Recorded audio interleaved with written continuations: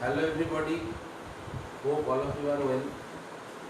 And in my last class I have completed the nitric acid, and today I will discuss another acid from the study of compound chapter, that is the sulfuric acid.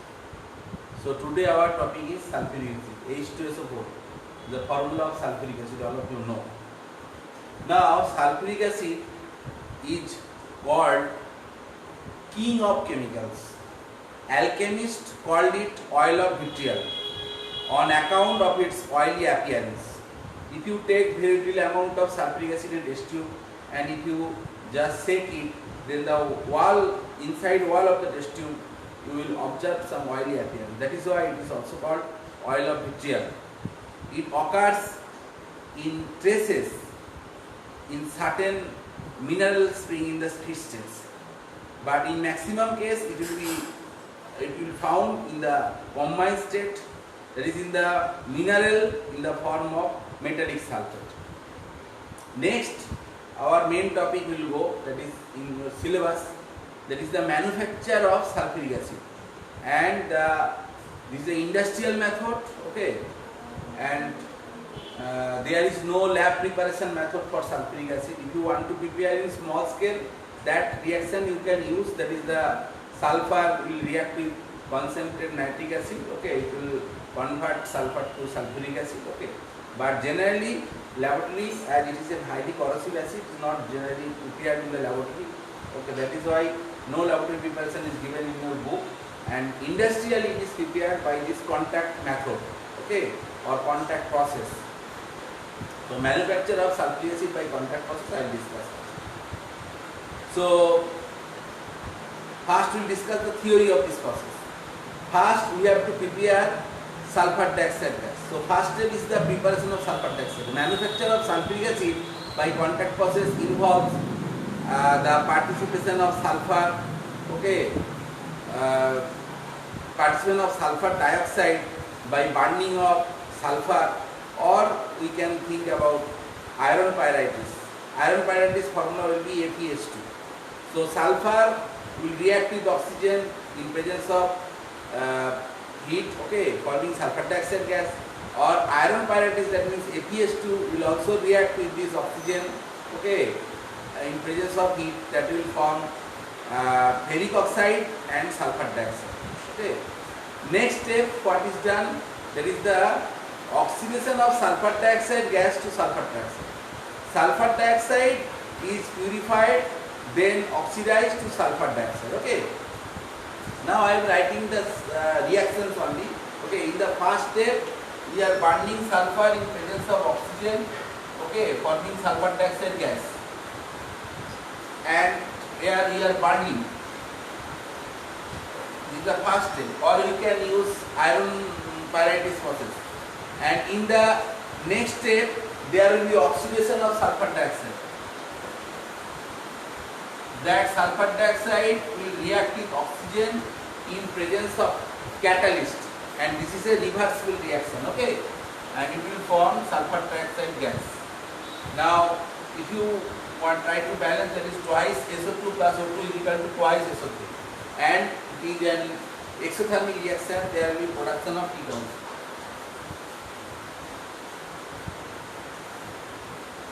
Now here the catalyst required, that is platinum or vanadium pentoxide, V2O5, okay, and the temperature required around 450 degrees centigrade. So this is the second step, and third step, what is we will do, that the conversion of the sulfur trioxide into oleum. So we have to dissolve the sulfur trioxide into concentrated sulfuric acid to prepare oleum. So in the third step, that sulfur trioxide will react with sulfuric acid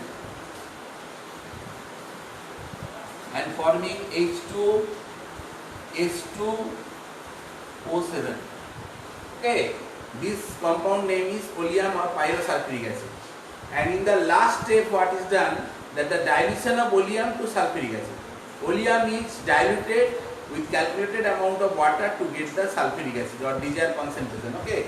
So the last step, this H2H2O7 oleum will react with water forming sulfuric acid. So this is the main process. Okay. And one will ask one thing, that why this process name is contact process. Contact process derives its name from the fact that the conversion of sulfur dioxide to sulfur dioxide is carried out in presence of a porous catalyst. Okay, platinum asbestos generally used. Okay, and having large contact surface. If we use vanadium oxide, the vanadium pentoxide, then the cost will be less. Okay, because platinum is very costly and vanadium oxide compared with is cheap. Okay, and next we will discuss the condition of the maximum yield, and we also discuss the process through diagram. Okay, so first you see here what is there. This one is called blower, and here this is the burning chamber.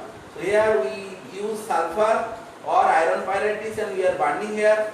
That will produce sulfur dioxide gas. This sulfur dioxide gas through this chamber, and here there is steam. And what is the function of this? This is called the dusting chamber. Okay. Now what is the function of this steam here, or is the in case of this dusting chamber? Okay. That when this dusting tower, when this gas will pass through this steam, then what will happen? That removal of the dust particle. That will remove the dust particles through the steam from top of this chamber. Okay, so dust particle will be removed through this dusting tower. Okay, that you can take. Next one is there cooler. For cooling the gas or by passing the isolated pipe to this pipe, the gas is cooled down. Okay, then what is doing? We are using that scrubbing tower. Now what is the function of this scrubbing tower? For removal of the soluble impurities by spraying with water. Okay, from top. Okay, from top we are spraying water. So here sulfur dioxide gas will not dissolve in the water. Okay, and the gas, the soluble impurities will dissolve. Okay, in this way this gas will go to the next tower, that is called drying tower. In drying tower we are using concentrated sulfuric acid. So what is the function of the concentrate? For drying the gas, that means sulfur dioxide gas, we have to use that concentrated sulfuric acid from top of the tower. Okay, in the next step we are using that this arsenic purifier. Now what is the function of this arsenic purifier? That for the removal of arsenic oxide by absorption of freshly prepared ferric oxide. So here ferric oxide is, freshly prepared ferric oxide is there, that will absorb the arsenic oxide. And next there is one testing box. What is the function of this testing box? For testing the purity of the gases by passing a strong beam of light through the gases. Pure gases do not scatter, we know, to light, but if there is some impurity, there will be scattering. So again it will send back for further purification if it fails in the testing box. In the next step, that is the contact chamber, okay, or converter. This one is the contact chamber or converter. So next step, what is happening? That sulfur dioxide gas will be converted to sulfur trioxide gas. Okay, so this is one is a cylindrical iron chamber fitted with iron pipes packed with the catalyst. We can take vanadium pentoxide or we can take the platinum also. Okay, and we have to apply heat electrically at 450 degrees centigrade, and the heating is stopped. Okay, after reaction started, it was an exothermic reaction, and the heat produced during the reaction maintains the temperature at 450 degrees. So after this catalytic reaction, sulfur dioxide will be converted to sulfur dioxide, sulfur trioxide. Next, there is some absorption tower. It is also a cylindrical tower. Okay, so formation of oleum. Now here the sulfur trioxide gas vapors will come in contact with concentrated sulfuric acid and it will form oleum. Oleum formula I have written here H2H2O7. So in this way we can prepare oleum. Now in the last step what we are doing, we are using this oleum, we are taking this oleum and adding calculated amount of water. This is called dilution tank. So for dilution oleum, by adding water, generally soft water is added. Okay, in this way we can prepare concentrated sulfuric acid. Now it is very important to note that sulfur trioxide is not directly dissolved, okay, in water, since the gas forms a dense fog of the sulfuric acid or mist. Okay, then we cannot then the next sulfur trioxide will not dissolve in water. So in this way, okay, as the process is highly exothermic, we cannot prepare sulfuric acid by dissolving sulfur trioxide gas in water. So generally this is not done. So what we have to do, you have to absorb sulfur trioxide in concentrated sulfuric acid, and it will form oleum. Understand? So next step, that sulfur trioxide is forming oleum. Then oleum we have to add the calculated amount of water to form concentrated sulfuric acid. So here one thing is very important in this contact process, that the condition for the maximum yield of sulfur. Now what is the key step in the manufacture of this sulfuric acid here? That is this step, that is the sulfur dioxide is converting to sulfur trioxide in presence of platinum catalyst or platinum asbestos or vanadium pentoxide. Okay, the reaction is completely reversible and exothermic and is accompanied by decrease in volume. So here, if we see here 2 plus 1, 3 volume or 3 mole is converting into 2 mole. Okay, now we know that Lassatelier principle. So for Lassatelier principle here, if we increase the pressure, the reaction will favor to the forward direction. So according to Lassatelier principle, if we increase the pressure, it will take the reaction to the forward side. Okay, and for getting the maximum yield, okay, we have to maintain an optimum pressure. That optimum pressure will be around 2 atmospheric pressure. Next one, as the reaction is exothermic, we have to maintain the low temperature. Since the forward reaction is exothermic, if we increase the temperature, what will happen? That will favor the backward reaction.